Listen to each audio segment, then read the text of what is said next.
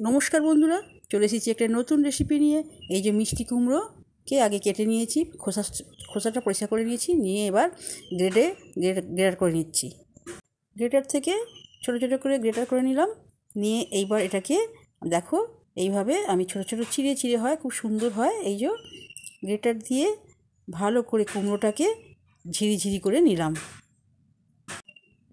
এইভাবে করলে খুব ভালো লাগে, আলাদা করে আর সিদ্ধ করতে সময় লাগে না। এটাকে এইভাবে করলেই খেতে ভালো লাগে।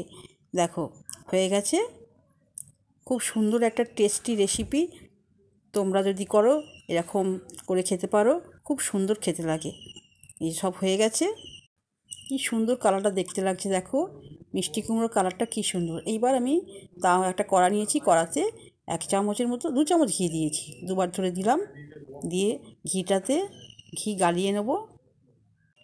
এরপর এর মধ্যে আমি দিলাম বাদাম, বাদাম।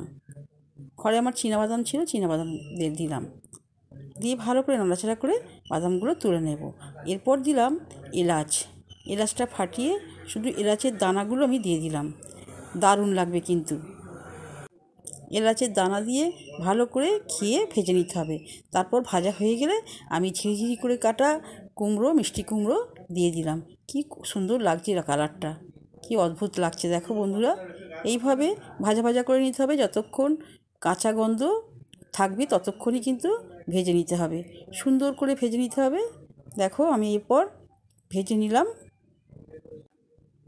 এতে বিশেষ কিছু দেব না, অল্পর মধ্যে দিয়ে লাড্ডু বানাবো।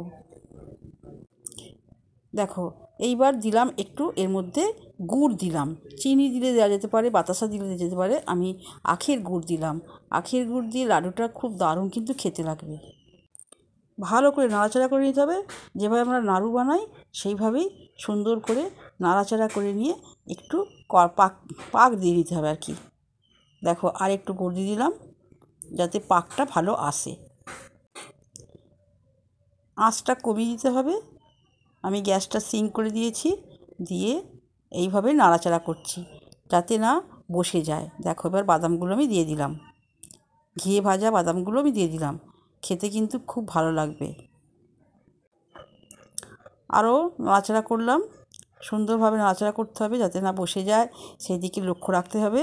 দেখো বন্ধুরা, ভালোভাবে নাড়াচাড়া করে নিয়ে আর এরপর আমি একটু এর মধ্যে দেখো গুড়টা কিন্তু গলে গেছে। তারপর আস্তে আস্তে এটা পাক হয়ে যাবে। দেখো, এবার এর মধ্যে দিলাম আমি একটু কর্নফ্লাওয়ার। দেখো, কর্নফ্লাওয়ারটা দিলে ভালো করে টান হয়ে যাবে, খুব সুন্দর হবে খেতে। সেই জন্য কর্নফ্লাওয়ারটা দিয়ে আমি ভালো করে নাড়াচাড়া করে পাক দিয়ে দিলাম। দেখো, এইভাবে করলে কিন্তু খুব ভালো টেস্টি লাগে খেতে, রুটি দিয়ে খেতে পারেন। এরপর দিলাম মগজদানা কিন্তু কুমড়ো দানারই মতো খেতে, আমি শুধু খেয়ে দেখেছি। একেবারে কুমড়োর দানাগুলো ছাড়ালে যেমন টেস্ট লাগে সেরকম। দেখো, হয়ে গেছে। হাতে একটু ঘি নিয়েছি, নিয়ে এবার আমি এটাকে গোল করে পাকিয়ে নেব। দেখো, একটু নিলাম, এর মধ্যে নিয়ে আমি গোল করে পাকিয়ে নেব। এই হয়ে গেছে আমার লাড্ডু। দেখো, খুব সুন্দর কিন্তু দেখতে লাগছে, খেতেও কিন্তু খুব ভালো লাগবে। দেখো কি সুন্দর কালারটা হয়েছে। গুড় দিয়েছি তো, গুড় দিলে কিন্তু কালারটা এরকমই হয়, চিনি দিয়েও করা যায়। হ্যাঁ, দারুণ লাগছে। অল্পই হয়েছে, আমার একটুখানি কুমড়ো ছিল আর কি, সেই কুমড়োটা আমি ভাবলাম যে আজকে একটু মিষ্টি বানাই, তাই আমি একটু লাড্ডু বানিয়ে নিলাম, মিষ্টি কুমড়োর লাড্ডু।